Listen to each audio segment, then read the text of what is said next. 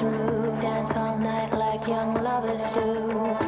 Your heart is changing. Now we don't dance like we used to. Silent disco on the floor, baby. Mr. DJ, he'll get me through. When the beat's gone, you can't save me,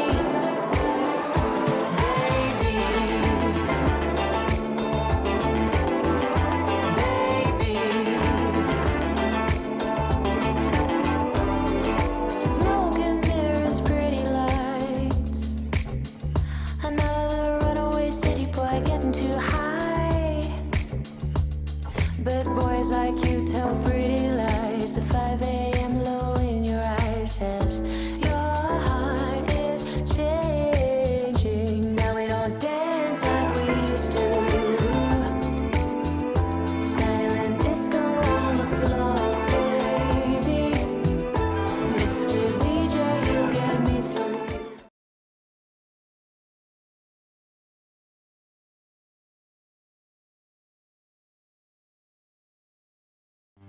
This is Broad Radio. For you, by you. Broad Radio. Here for more.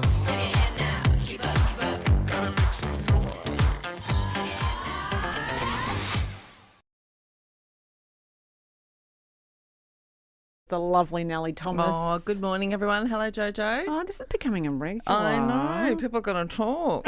I hope they do. Are Get you? them talking. What's news? Oh, well, we've got a ripping show ahead with some Indeed. amazing women. Powerhouses. Powerhouses. We've got Marieke Hardy, Yep. one of Australia's greatest screenwriters, I'm going to call her. And just general all-round creative talent. Yeah. Unbelievable. She's Yeah. going to be joining us to talk about Heartbreak High, amongst other amazing things.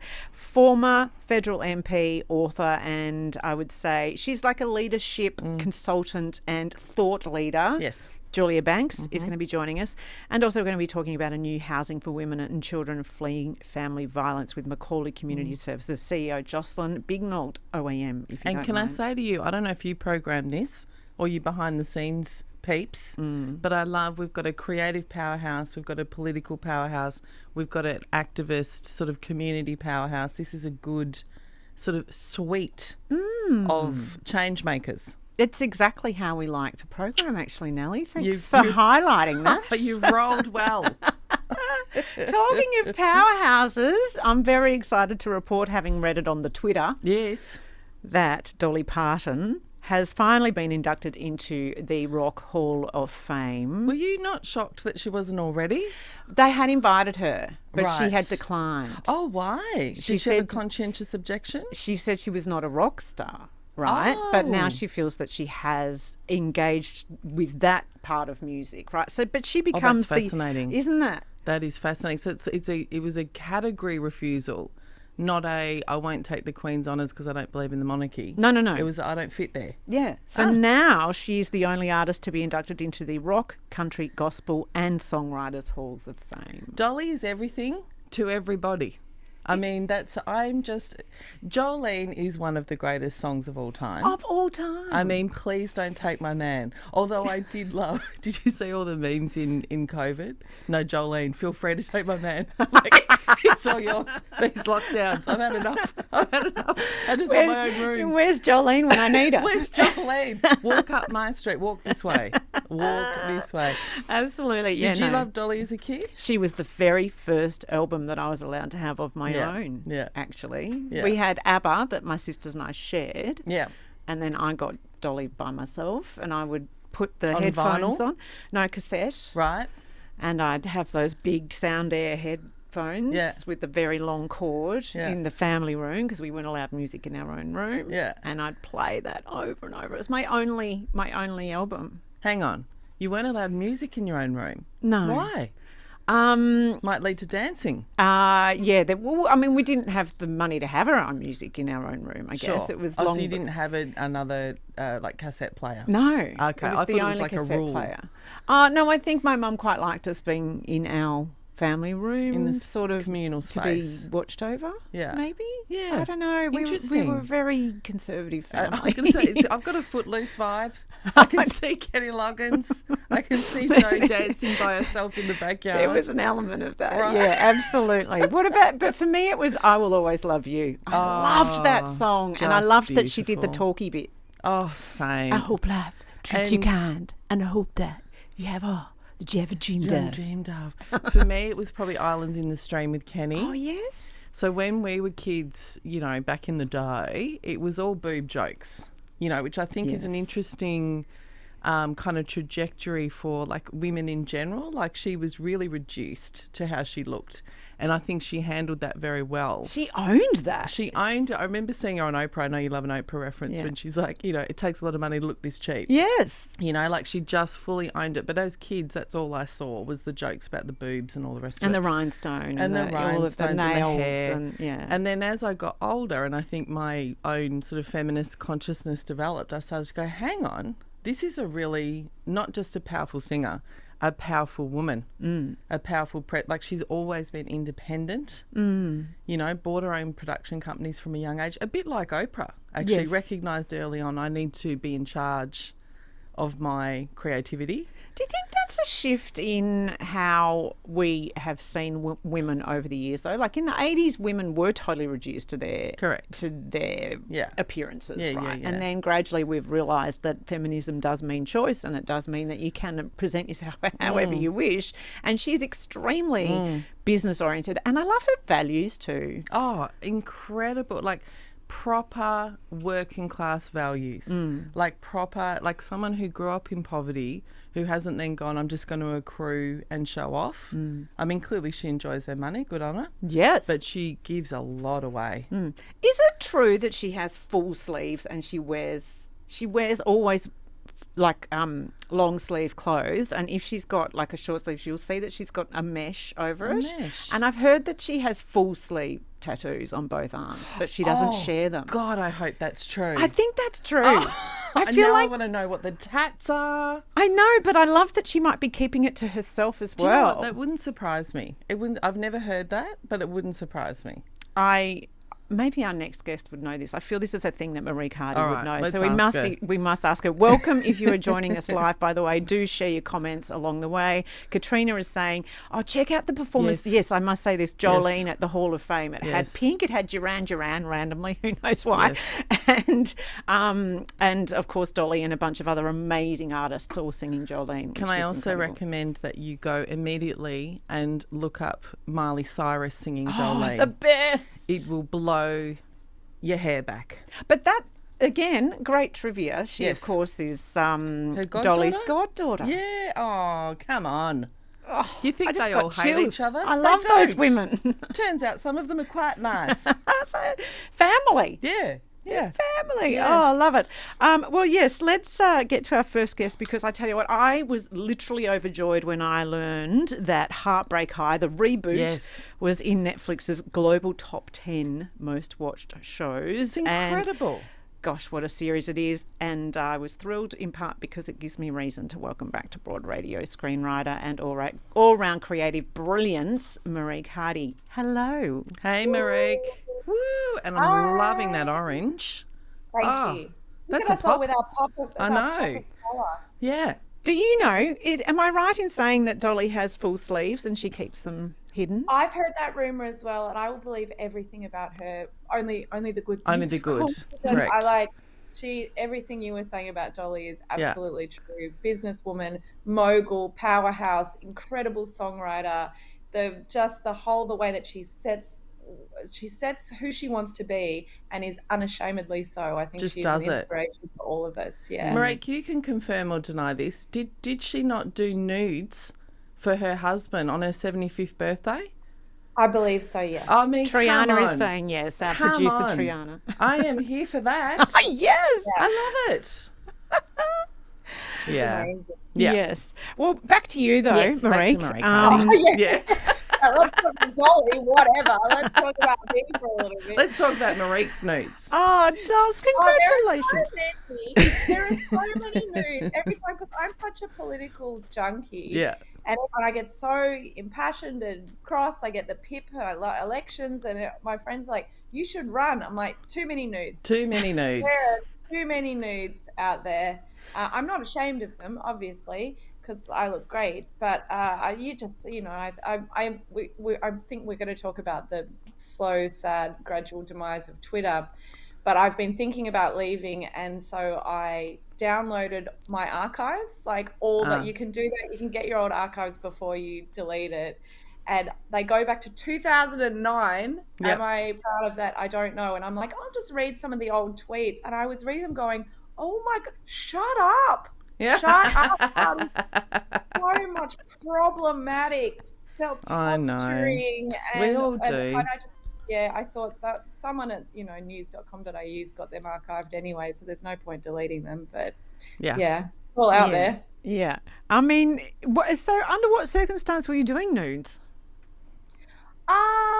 Well, I was kind of young and raw and show-offy, and so and going and body proud, and I did them. I probably did them for partners, but I also just did photo shoots because I'm like, look at my boobs, which is awesome, very sex positive. Love it. Like I said, I'm not embarrassed of them at all, but they're everywhere. There are like internet threads with guys that like the book show going, look at her boobs. Oh man, that's great. But see, I wonder in that context, like there's so many, like nudes are so ubiquitous now that I wonder if it actually would get in the way of you running for office, because who doesn't have nudes? Me. Well, yeah, but you've been married for 78 years.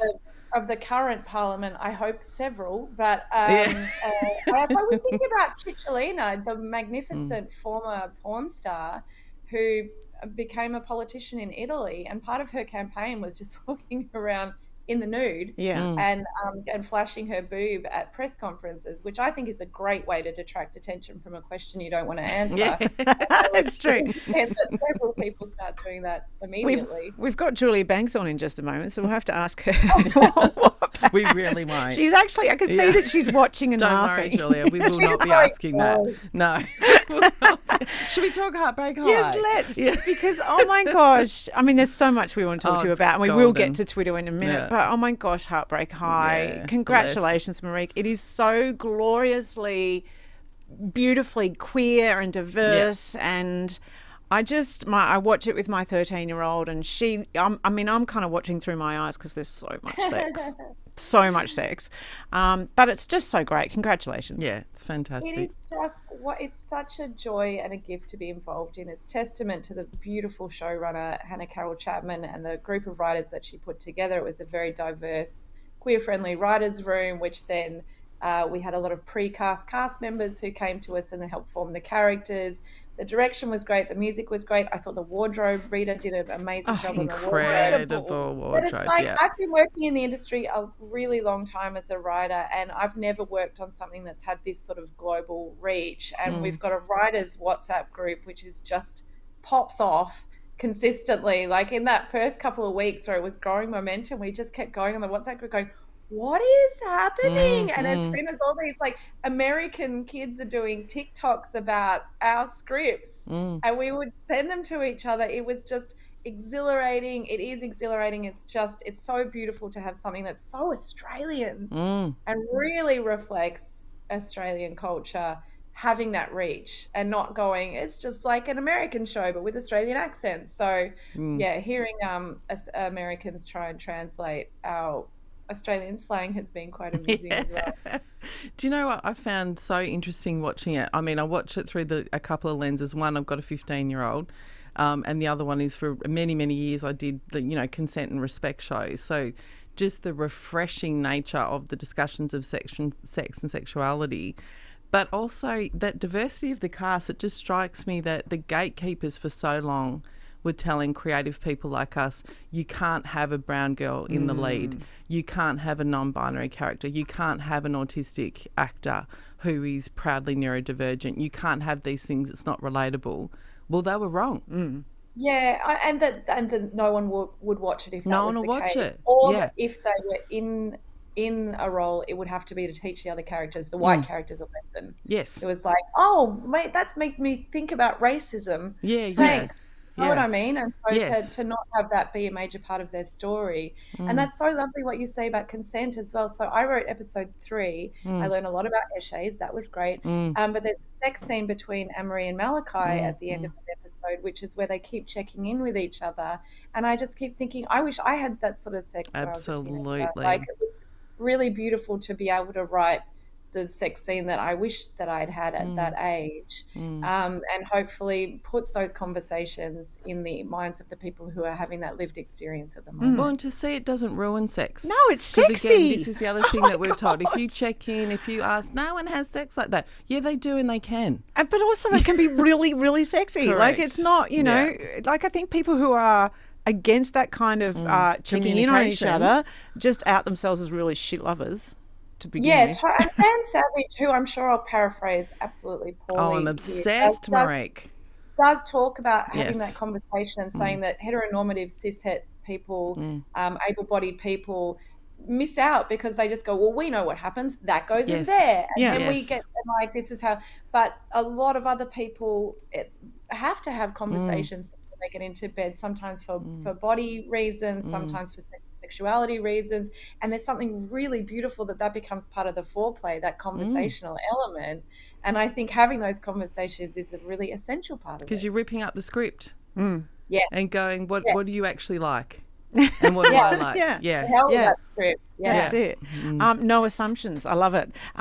My daughter, of course, she's 13, and she was a bit, Mum, I don't want to watch this with you because there's so much sex. And I was like, babe, we are. Because she's already watched it, and then I watched it again with her. Have you had incredible responses from your audience and you know, personal notes and all of that kind of feedback? Yeah, absolutely. And the heartening thing is that there was a lot of different ages in the writing room as well. But there's no guarantee when you put out a show like that, potentially sometimes all the nostalgic people who watched it in the 90s are the only people who watch it. And the teenagers go, that sucks, or vice versa, or the oldies go, well, it's not, where's Drazik, you know. So to really see that it's appealed to different generations and put some really interesting conversations actually on the table for families and for parents and children, I think is a really beautiful byproduct of a show that, of course, we wanted to be entertaining and funny and rich and dramatic and exciting. And I mean, I rewatched it when it was on. I cried in the final episode. I knew what was going to happen. So I think that Marieke looks and sounds like them. I mean, again, having a 15-year-old, you know, I mean, I'm a fan of your work. I know you, but I didn't direct her to it at all. Like, her and her friend group found it, and they simply will not tolerate anymore sitting down and watching a show that's, you know, a fully white cast, a fully straight cast. They just won't do it. You know, they see themselves in it.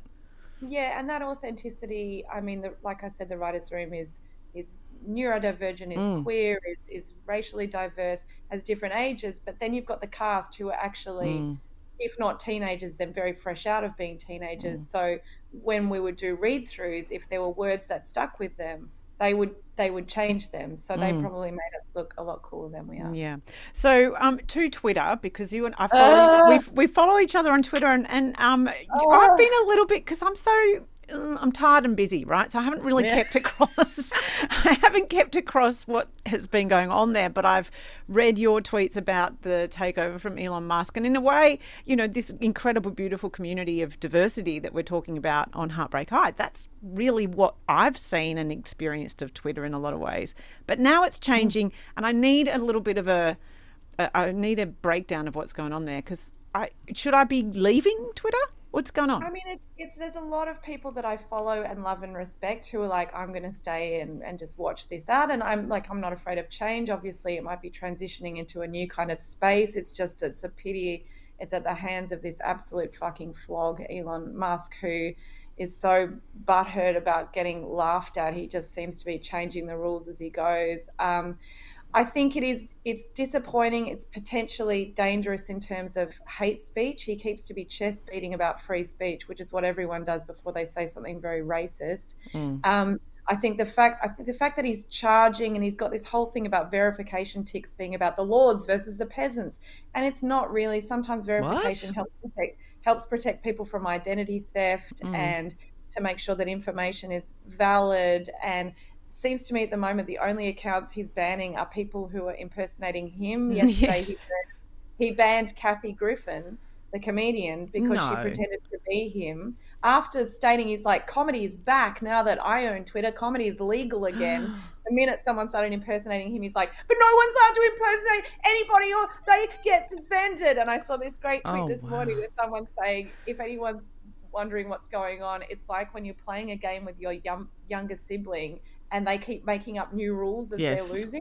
Yes. That's what it feels like. Yeah. So it's becoming a very chaotic space. It feels like when he who shall not be named, who number 45 president used to be on there, where your energy for part of the time you're on there is like, why is he doing this? Shut up. Instead of doing what all the beautiful things that Twitter is for, which is listening, learning, following activists, reaching out to community. For me as a writer, I follow all these amazing joke writers who are just maybe like a dentist in Colorado who is just a brilliant wordsmith. In Melbourne lockdown, it kept a lot of us alive, I think, reaching out in that way. And so all those things that I've loved about it, there's a definite grief there, I think, as an activist, as a writer, as someone who believes in community, watching a billionaire who doesn't really know how to access the space and is just seeing it in terms of numbers and profit. It's there's a grief there. You get used to social media changing, like MySpace and Facebook. These things fade away. They don't usually burn to the ground in such real time. So I think I'm going to leave, and I'm sad about it, but also life is change and life is fluid. And where does the community go though now? Like there are people who are friends because of Twitter and only because of Twitter, and what goes on now for those friendships and relationships? I'm sort of watching and waiting as that happens as well, because I'm loath to. I've opened an account at Mastodon, which a lot of people are going to, at the Oz Social, which feels like Twitter in 2008, which is very cute. I'm thinking about having a public Instagram, but it's not quite the same for me, even though I'd love to do a whole lot of bikini shots with opinions. I think that's a real genre that I want to get into. But it's not the same in terms of conversations. It's not sort of me monologuing and soapboxing with a cute picture of myself. But I'm just sort of exploring. But that might evolve too. Yeah, I guess if people come over from Twitter to Instagram or other platforms or TikTok or whatever, then they will evolve as new people come into them. I think we watch and hope. One of my life mantras is open and curious, to try and keep that beginner's mind practice wherever we are. Without kind of reaching in one way or the other, I'm watching like everyone else. And Jo, you and I will find each other no matter what. Don't stop it. I'm very excited to hear that. I was not robust enough for Twitter. I left about 5 years ago. I just couldn't. My nervous system was activated too often. And I was like, this isn't serving me. I can hear that. And no doubt, I think Marieke, and we have Eche here who's a regular viewer of Broad Radio. We love Eche. She says Marieke kept us sane during lockdown, checking in every day on Twitter. So there's that beautiful side to it. But you've got to be kind of thick-skinned as well. I was very good at you got to be in the right place. Block. Actually, Marieke, can I say, sorry, I was at an event the other night and someone said to me, the Premier happened to be there, and someone said to me, I did 2 things a day in lockdown. I listened to the Premier's presser and Marique's tweets. And that's the only thing that got me through. Yeah. So there you go. Yeah. That's lovely. Yeah. And look, I've been on the internet a long time. I taught myself HTML for blogging.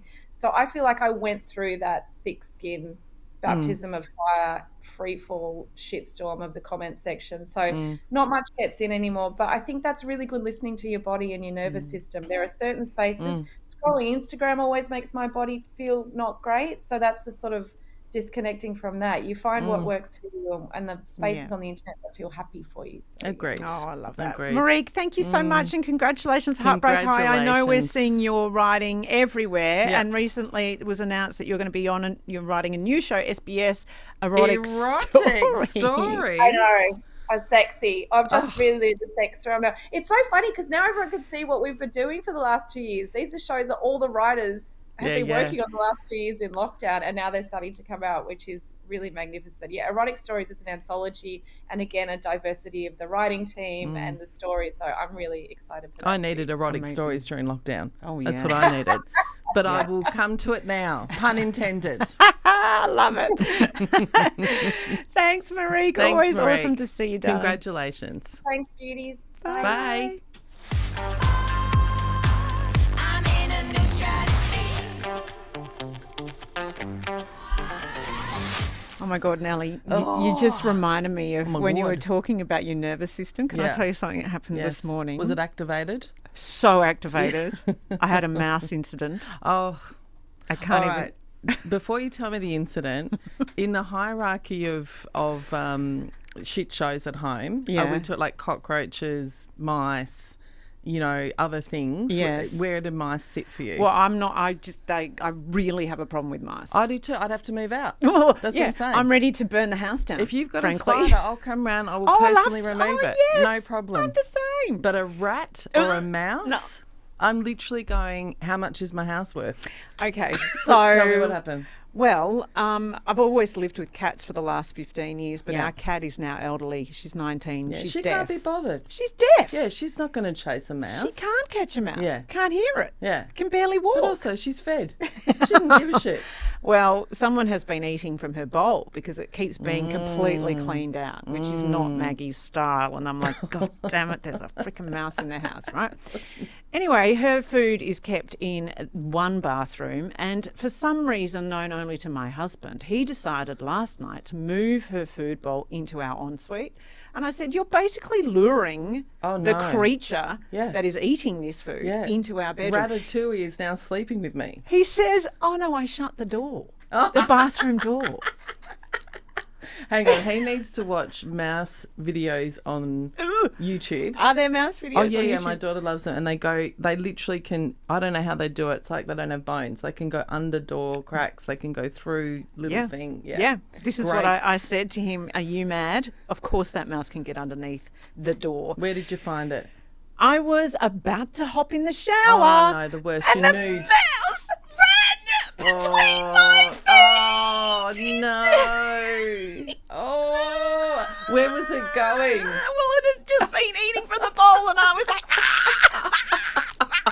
and Des comes in, and he's like, "Oh, who would have thought?" that the mouse What? would-" Yeah, who would have thought a food source would lure a rodent?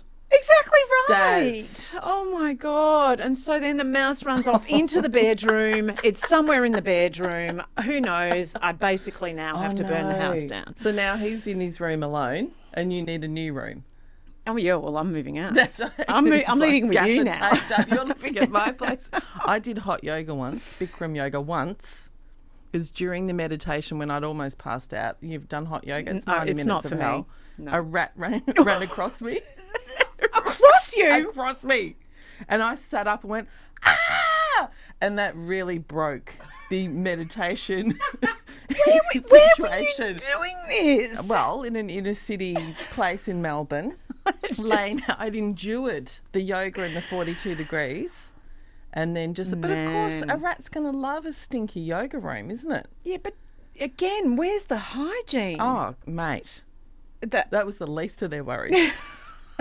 Wow. On the upside, never did it again. I feel like that's a good segue into our next guest, Rats running across you, because she's a former Liberal MP. I need to. It just works for me. That's politics, Julia. That's politics. That's politics. It is so lovely to welcome former Liberal MP. Although I feel like you're so much more than that. You're obviously a leadership consultant. Turned independent. That's exactly right. It's a very timely week that you're joining us though, because the Respect at Work bill is returning to Parliament, and is expected that we'll have new legislation passed. So it's interesting time to welcome you to the show, Julia. I'm very, very pleased that you have joined us on Broad Radio. Welcome. Thank you. I'm so thrilled to be here, and I really don't want Marieke to leave Twitter. Oh, I know. I feel the same. Are you going to leave Twitter? No, no. Well, I did. I divorced Twitter completely when I left politics. I just thought, that's it. Delete, delete, delete everything. And then I made a slow comeback reunion, and I was just really diligent about blocking, block, block, block. And it's been such a great community. I think Twitter did a lot for us as women in 2021 in terms of helping us to make sure Scott Morrison didn't get re-elected. It was quite powerful in that Well, regard. it can be very useful. I mean, obviously, there's so many jokes to be made about, a politician having to leave Twitter, because it is such a cesspool. It is so vicious, and it's not, at times, at its worst, it's nothing to do with a contest of ideas, and it's playing the man, not the ball, and all that kind of stuff. But I think you're right. I do miss the decent conversations where there is a genuine provocation, where there is that new idea that makes you think about it. Is that why you went back in? Well, I went back in because I actually went back in because I joined Gender Equity Victoria, and they said you've got to.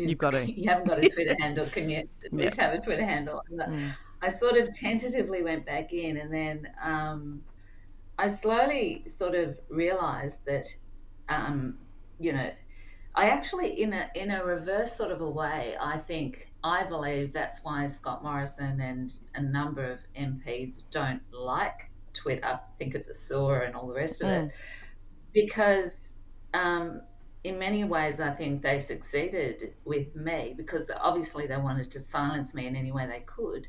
And when I came back to Twitter, it was sort of like, I'm back. And what I did differently this time is I just blocked them or called them out, like screenshot their, their terrible. You held them accountable. takes on me. So it's interesting, isn't it? That, and I just developed I've just, got a great sense of community out of Twitter, and I think it's been very useful to us all. And block and move on might be the motto of the day from Julia. Just block and move on. Yeah, because sometimes I'm tempted to do a really pithy response, like some guy who had he had 0 people he was following, and he had 1 follower. When I added to Ronnie Salt's tweet that, Twitter has done, he said, you're so up yourselves, no one cares about you, and I was going to respond, and I thought, no, just block. There's no point. Yeah, off you go. However, you are someone who is pretty fearless in calling out people's controlling behaviours. I will say, watching you as your choices to leave the Liberal Party, to become an independent, to actually name what was going on. Name it, I think, is the huge part of it. Extraordinary. At the time, were you shit scared half of the time, as much as you were incredibly courageous and bold? Totally shit scared. Like when I made this resignation speech, as people call it, and that scene of me with all the guys walking out. And we've got the photo here. There we go. I just knew that they were going to really go for me, right, after this speech. You'd have to be an idiot not to think otherwise.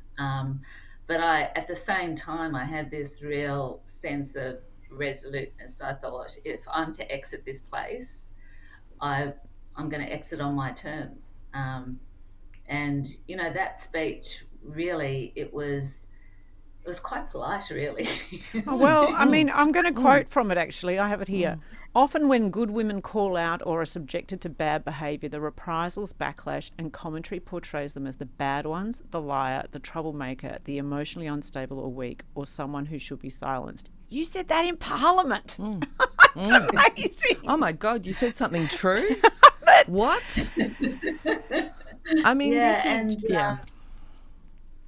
and it was really, their reaction was really quite interesting, because they for the 3 months, because I was going to go politely, initially I announced after the coup, because I knew in my heart of hearts there was no way I was going to stay there with Scott Morrison as leader. So days after the coup, I, announced just on a social media statement that I wasn't going to recontest the next election. And I was going to go politely, but Morrison and co clearly hated the fact that I put in there one line, the traitorous words, which, I'd said, I'd experienced bullying, intimidation, a toxic culture from both the major parties and including from within my own party, from all the parties, but from within my own party.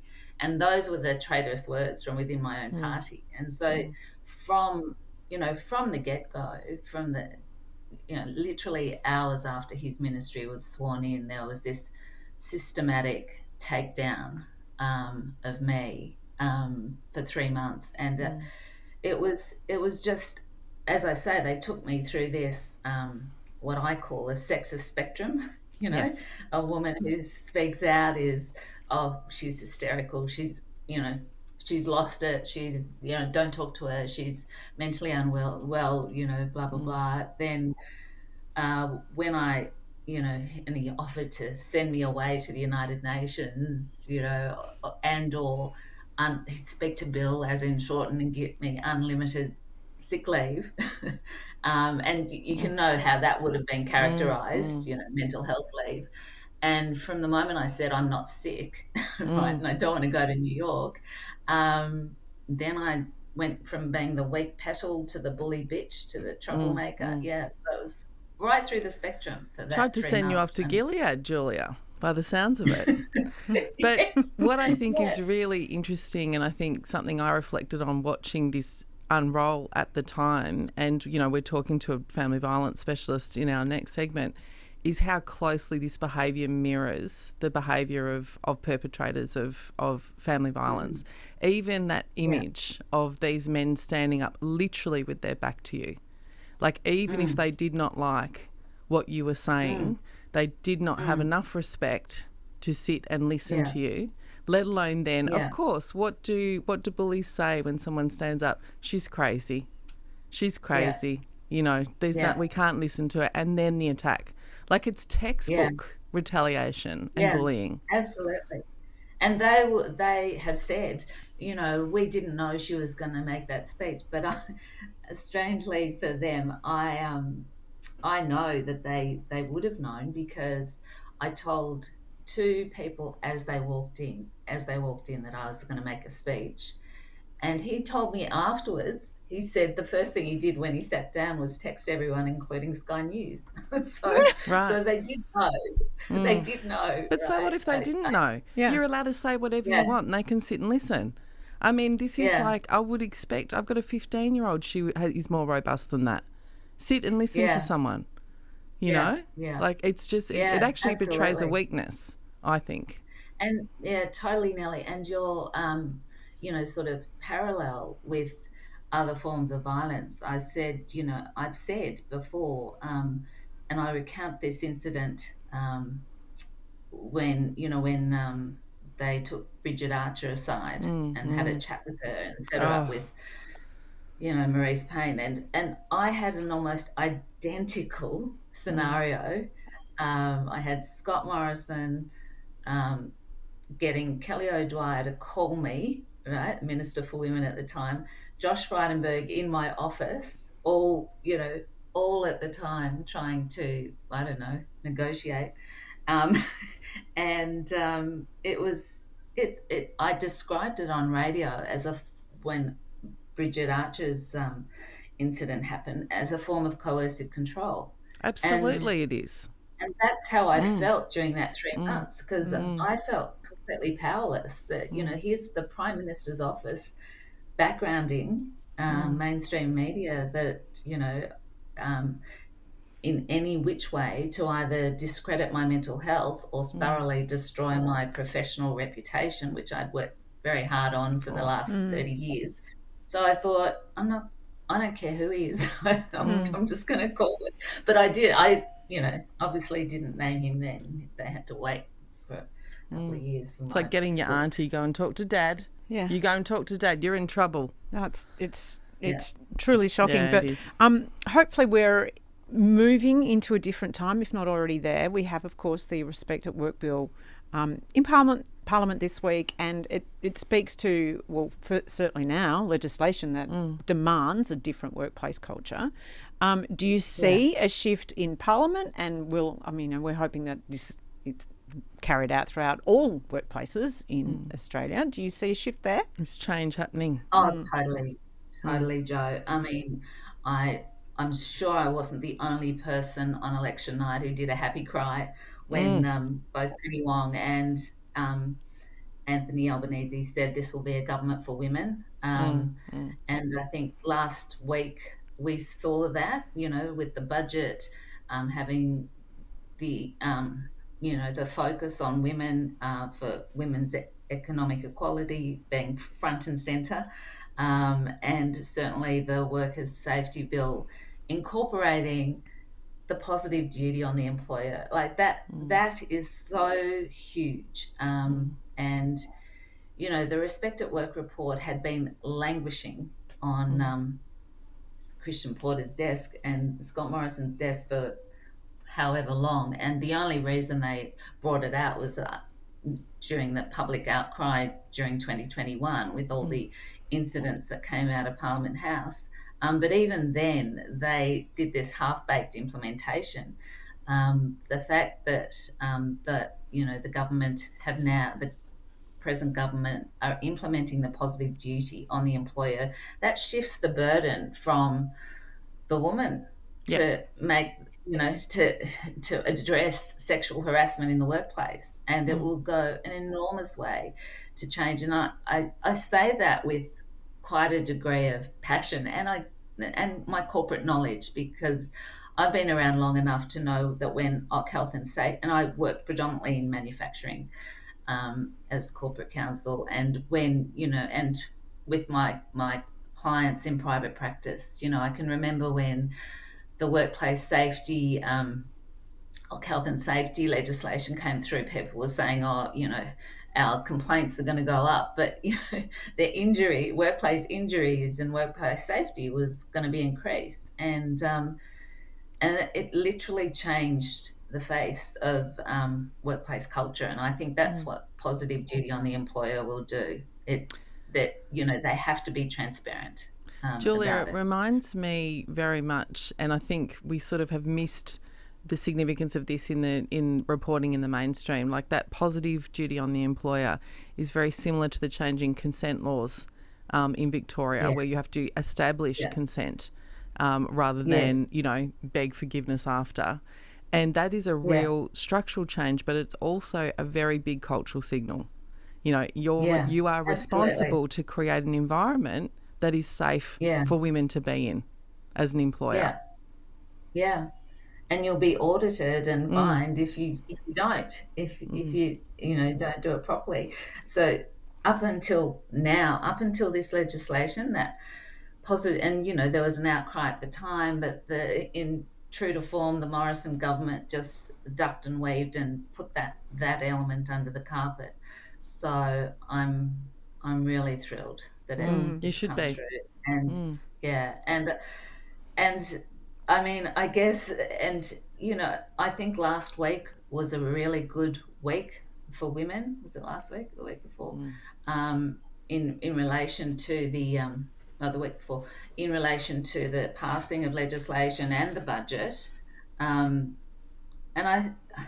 What was the most pathetic distraction stunt I've ever seen in my life, and I'm sure it's all related, was the coalition women marching out with these egregious looks on their faces to say, that Albo had the Prime Minister had somehow bullied Michelle Landry in question time, even though she was laughing her head off during it. That's interesting, because if that was meant to be a distracting stunt, I mean, I'm a massive politics nerd and I miss that. I saw it, but I didn't read it. That didn't distract. It didn't distract me. Yeah. No, well, luckily mainstream, I think, saw it for what it was. Sort of left it alone a bit. Yeah, but honestly, it really infuriated me, and I tweeted about it, and that got a bit of attention. But I basically said, this is a political stunt of the worst form. So all the coalition women MPs, or most of them, called this press conference because in question time, Michelle Landry asked a question, and it was on the last day of sitting. It was after their brilliant budget. It was, during the trial against Bruce Lehrman. So join the dots. So, yeah. And I just said, doing that for some sort of crass political advantage. It's undignified, it really isn't it? undermines. It really undermines women, particularly who've suffered from real workplace culture issues. Actual trauma. Yeah. Have I got time for one more question? You have time for one more question? Because I'm really keen to ask you, Julia, given what you've just said, one of the things that we don't talk enough about in this space is that I would like to know, and you don't have to name names if you don't want to, but if you had support from female colleagues when you were going through this, because we talk about bystander effect in terms particularly of men accepting stuff that they shouldn't. But were the other women in the spaces that you were in trying to hold you up and give you support, or were they nowhere to be seen? Yeah, that is a brilliant question. And I've got to say that every single woman who stayed under Morrison's leadership, I got zero support from them, from any of them. I got incredible support. It is disappointing. Yeah, zero support, and not only zero support, but I could see what was happening. Like, for example, Linda Reynolds, she spoke out about behaviour in the Senate a week before, and Morrison, it seemed that he'd gone to each of them. Linda Reynolds, Jane Hume, all these women, and somehow it appears that they accepted a patriarchal bargain, right? Because they suddenly went quiet and were suddenly big supporters. I got massive support from outside of that group, outside of all the women who stayed under Morrison's leadership. And from across the parties. I will say there was a beautiful image, which I don't have, but that image of the independents gathering around you was very, very beautiful. And I know you and I met when we were campaigning for Zoe Daniel, who is now a member for Goldstein. Yes. So, the teals completely shifted the landscape in a beautiful way. I want to also say, Julia, I have reread your book over the last few days, and I just bloody love it. So if you haven't read Power Play, it's just so... It's interesting. It's really, for someone who is tired and busy, a relatively easy read, but so fascinating and very inspiring. So do check it out. Jo. And Thank you so much. You were, I think, such a pivotal moment in the end of the Morrison government at that time. So, no doubt. I want to say thanks. Well, it blew me away. It blew me away, the support from women across Australia. Literally, I thought I did not anticipate that at all. My inbox was just flooded, and I met amazing people again through Twitter that I would never, direct messaging and LinkedIn that I would never have otherwise met. If I'd been on Twitter, I would have DM'd you. Consider this your DM. Bravo to you. Well, as Marieke Hardy said to me, I say to you, we will find each other even if we're not on Twitter. Thank you, Jo. I just got goosebumps. Oh, darling. Thank you so much for being on the show, Julia. We'll catch up again soon. And thanks for standing up. Yeah. Thanks for standing up. Thanks so much. Take care. In your arena, there's only one race to win. Your own. You never stop, never quit, never look back. You push and test your limits until there are none left. Fuel your performance with INC Dynamic Way to keep you going. Broad Radio. Talking inspo we love, info we need, and sharing more of us. Watch and listen live every Tuesday 9 a.m. Australian Eastern Daylight Savings Time at broadradio.com.au Or find us on Facebook, Twitter, YouTube and LinkedIn at Broad Radio Oz. Talk to us live. Call on 1300 8 Broad. Catch up on demand anytime, anywhere, every time, everywhere. On the train, we'll be here. 2 a.m. existential crisis? We've got you covered. Broad Radio. Here for more. Well, a new crisis accommodation service has opened in Melbourne's West, providing support and a place to stay for women fleeing violence. Haywood House has been opened by McCauley Community Services for Women, and the CEO, Jocelyn Bignold, joins us now. Hi there, Jocelyn. Hi, Jocelyn. Hi. It's so great to see you. We honestly do wish that a service such as this was not really required, but of course there is huge need for women to have somewhere to go. So congratulations on opening Haywood House. Can you tell us about it? Yeah, so a bit of background too, I guess, is that if you're not in a place like Haywood House, you're likely to be in a motel room, and so Victoria has around 98 women and children in motel rooms in Victoria in any given night. And what the difference is between a motel room and Haywood House is that Haywood House is completely self-contained. So we've got 14 units with en-suites, room for kids, kitchenettes. We've got office space to have quiet conversations with staff. We have a children's specialist worker. We've got access to online court hearings, so children can be playing in the playroom and the mums can be talking to the court. We have our partners with health matters being attended to, legal matters being attended to, financial matters, and then of course our women's employment program. So really all of the things that intersect with women's experience of their immediate needs when they leave a violent household. And Jocelyn, I think I would just invite the listeners to think about the scenario, you know, without going into explicit detail. You do not end up in a hotel room or in Haywood House without some serious danger being, you know, presented to you and your children. The difference between being in a hotel room on your own compared to in a facility like this with wraparound services, with people who care, with a safe kind of home environment, like you can't overstate the impact that will have for that family. Yeah, absolutely, Nelly. I mean, Victoria Police recorded over 94,000 incidents of family violence last year. And, you know, that's considered to be underreported. So many women don't report to police for various reasons. And, you know, 100 women are put into motel rooms. So really the women that get put into motel rooms are the most at risk of being murdered, quite frankly, and needing to be hidden away for their own safety, which is, you know, a shocking thing to really contemplate. The women that have come from an immediate incident of family violence, they're traumatized, they are hypersensitive, they are often unwell, you know, they're needing to think about their kids. Sometimes they've abandoned their jobs. Quite often financial abuse is part of their experience. Quite often sexual abuse is part of their experience. So one of the things that we can offer at the very beginning is really a time to rest and recover, think about what happens next. And is there a time limit during which they are able to stay, or is it indefinite, or what's the process?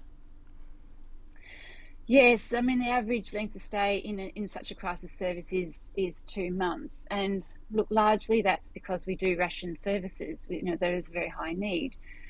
One of the things that McCauley does do is provide a range of accommodation from crisis through to longer stays, through to you know, up to a couple of years, depending on women's circumstances.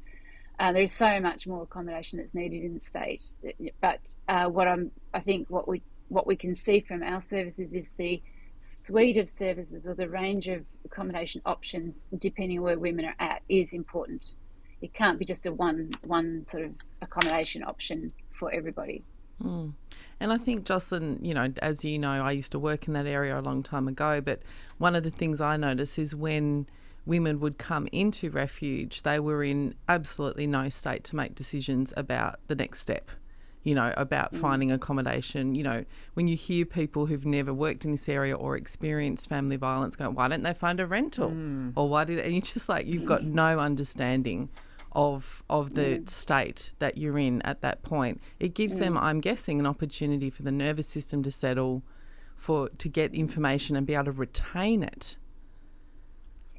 Yes, somebody on the show mentioned coercive control, and so how that manifests in women's lives is they might not be able to have a shower when they want to. That's right. They might not be able to have a shower in peace. They might be woken up in the middle of the night to cook a favourite meal.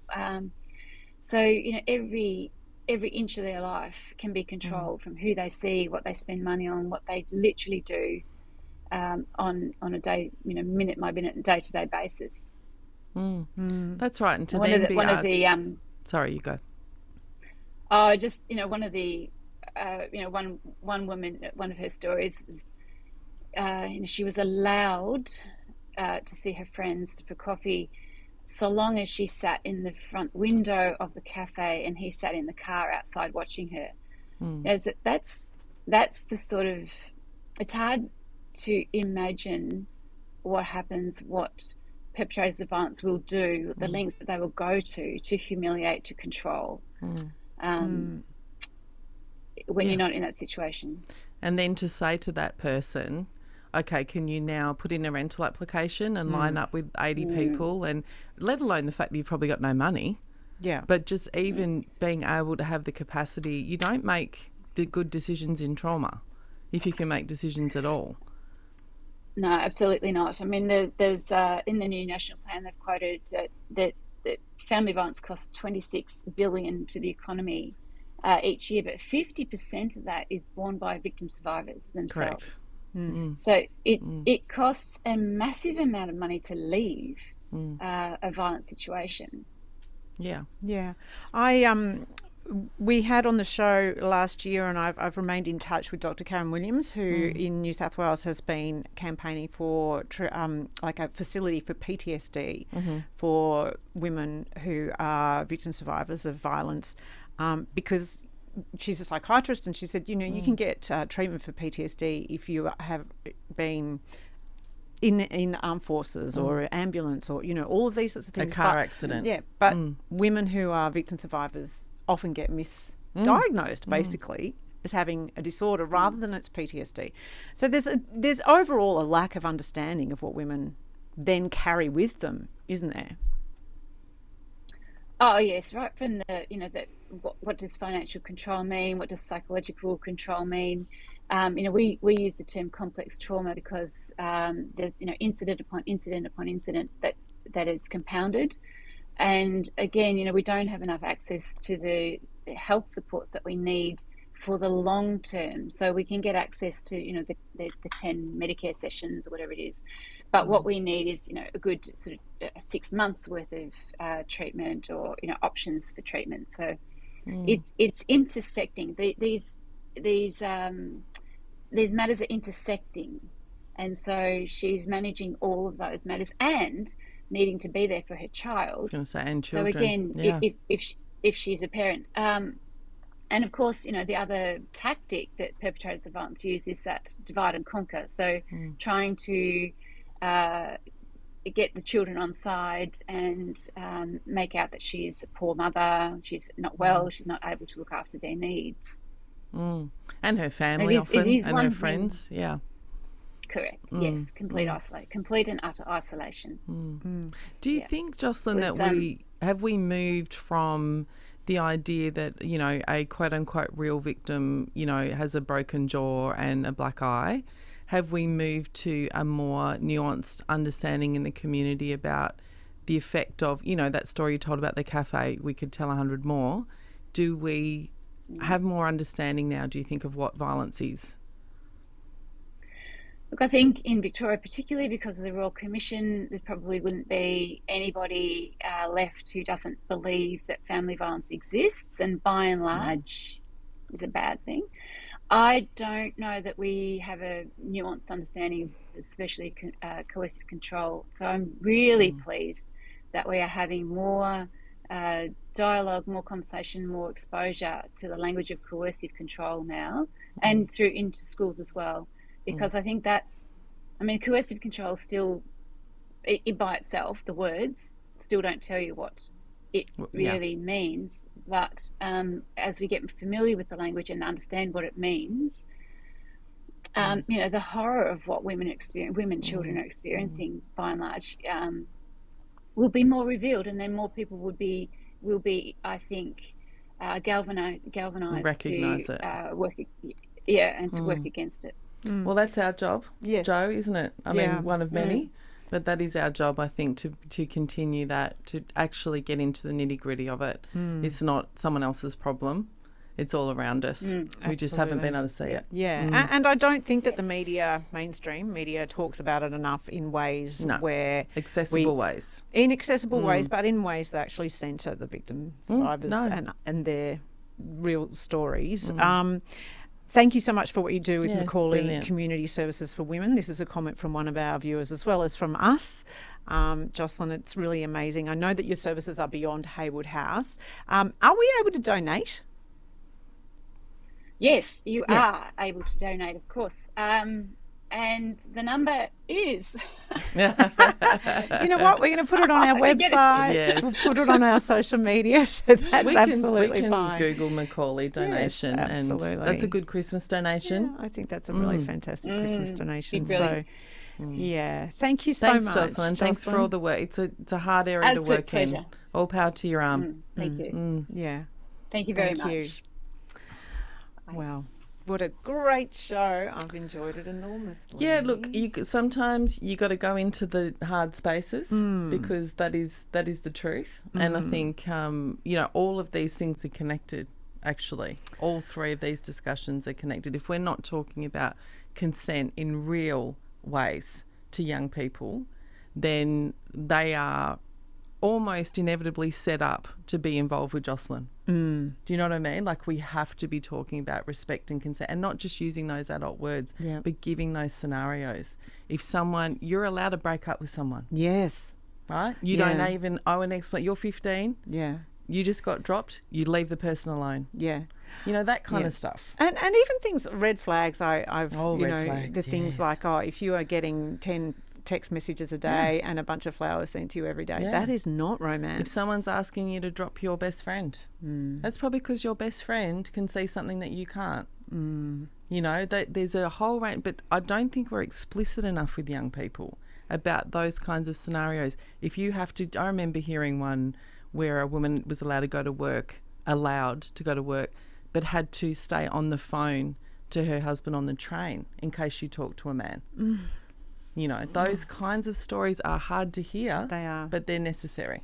And they're not rare. They're not rare. Unfortunately, they're not rare. And if there's no physical violence, we don't recognise them as coercive control and violence. Yeah. So it's our job to do that. It is absolutely our job. Nelly, as always, thank you so much for thanks for joining us on having the me. show. And just to circle back around, Ro, our beautiful producer next door, she sent a message saying, on Dolly and her tattoos. Oh, great. Is it confirmed?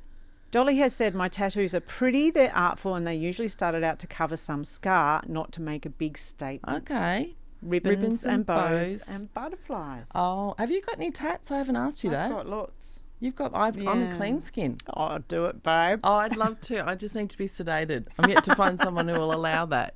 I think they don't like I'd it like that a way. full sleeve, but I can't do. I'd faint at needles. All right, well, that's not for you. Okay. We'll see you next week See you, on Broad everyone. Radio.